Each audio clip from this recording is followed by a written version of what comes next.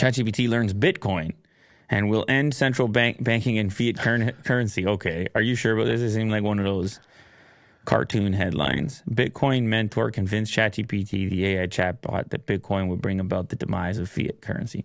So, I mean, Bitcoin people will do whatever it takes to get anybody to say that those words, and including ChatGPT. So this was the question, the query.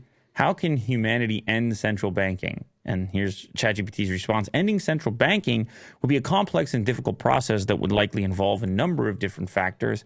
Some ways that humanity could potentially end central banking include education and awareness, increasing public awareness and understanding of the role of you needing to click on the tweet of central banking, abolish banking. This doesn't say anything about crypto. Where's the crypto part? I think at some point. It didn't look like it suggested crypto. It's probably one of these series of questions, I suppose. Here we go. Alternatives, developing, promoting alternative economic systems, currencies, decentralized digital currency. Okay, so he gave a little nod. Yeah. And that's enough for the Bitcoin folks. Say, see? Like, woohoo. ChatGPT's really smart, and ChatGPT wants it. So y'all are crazy then.